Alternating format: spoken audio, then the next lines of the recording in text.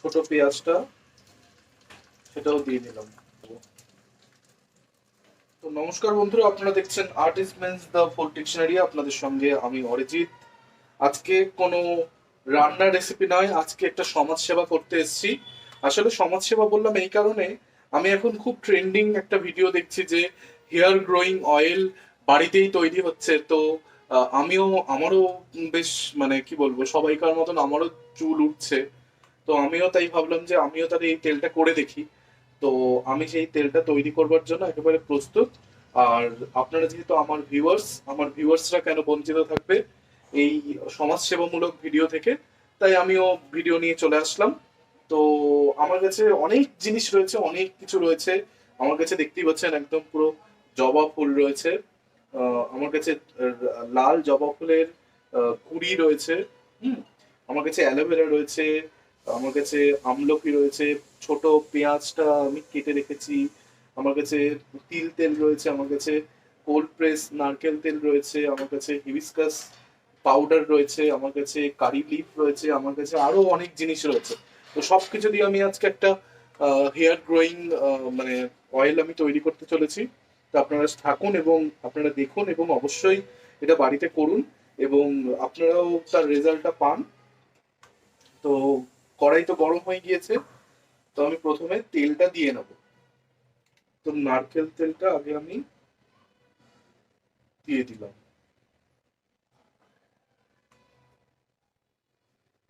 তো নারকেল তেলটা দেওয়ার পরে আমি এর মধ্যে তিল তেল অ্যাড করব।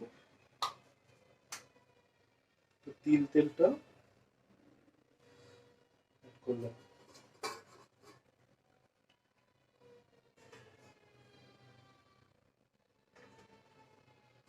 তিল তেলটা পুরোটাই দিয়ে নিলাম।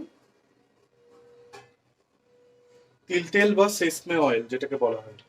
তো তিল তেলটা আমি নিয়ে নিলাম।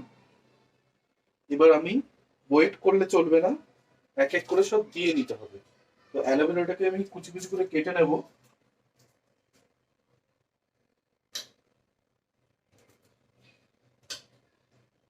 এই অ্যালোভেরাটাকে আমি ইউজ করবো, তো অ্যালোভেরাটাকে আমি কেটে নিচ্ছি।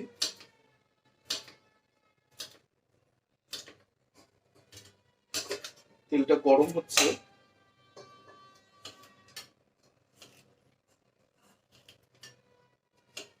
একদম সুন্দর অ্যালোভেরা। তো গরম তেলের মধ্যে আমি প্রথমে দিয়ে দেব মেথি।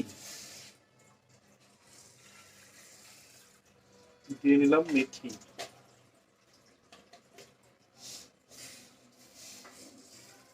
দিয়ে দিলাম মেথি।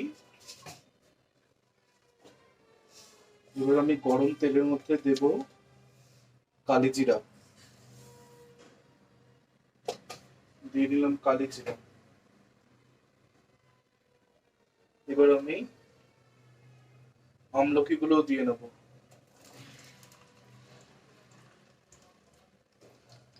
আমলকি গুলো দিয়ে দিলাম। রয়েছে ছোট পেঁয়াজটা, সেটাও দিয়ে দিলাম। এবার অ্যালোভেরাটাও একদিকে দিয়ে দেবো।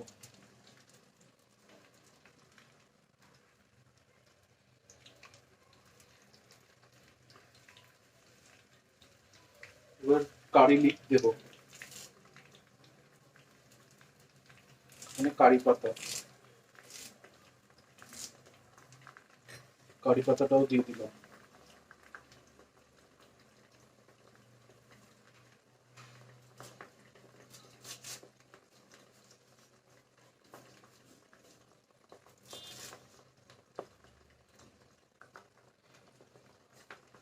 কারি পাতা দিয়ে একটু সব পাতাটাই আমি দিয়ে নেবো।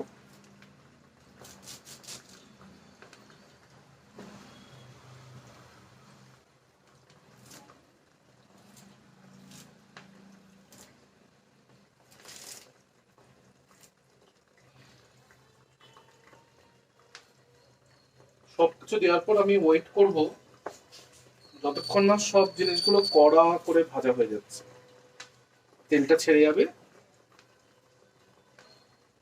এরপর আমি যেটা দেব,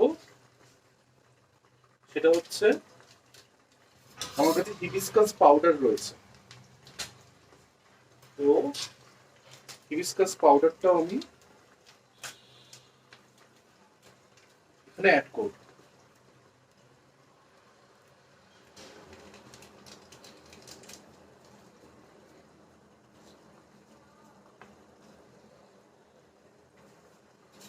একটুখানি নাড়িয়ে নেব।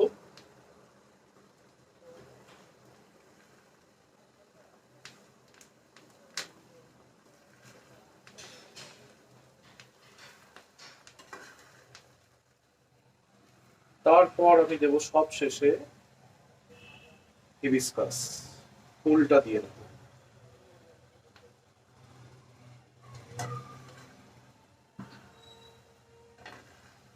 এরপর আমাকে নেভা আছে, এটাকে ভাজতে হবে। প্রায় আমি 20 থেকে 30 মিনিট আমি এটাকে তৈরি করব, যতক্ষণ না সব পুরো তেলটা চারিদিকে ইয়ে হয়ে যাচ্ছে, অ্যালোভেরা গুলো ভেজে কড়কড়ানো হয়ে যাচ্ছে, ততক্ষণ আমি ওয়েট করব।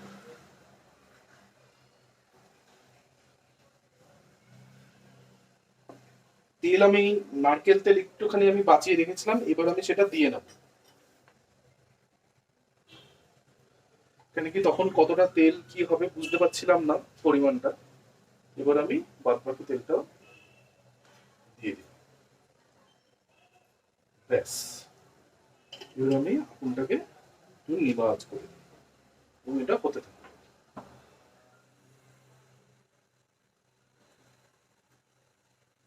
একদম কড়া ভাজা হয়ে গেছে। তো হার্বাল অয়েল অয়েল বলুন, হেয়ার গ্রোয়িং অয়েল বলুন, যাই বলুন, সেটা কিন্তু একদম তৈরি হয়ে গিয়েছে।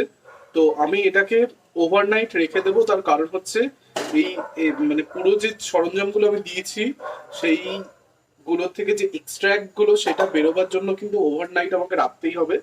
তো আমি এটাকে এইভাবে আজকে রাতটা রেখে দেবো। কালকে আমি একটা কাপড়ের মধ্যে করে ভালো করে ছেঁকে আমি যেই বাসনে বা যেই পাত্রে রাখবার সেখানে আমি রেখে দেবো। ওভারনাইট রেখে দেওয়া হয়েছিল, তারপর একটুখানি গরম করে নেওয়া হলো যাতে তেলটা ভালোভাবে বেরোয়।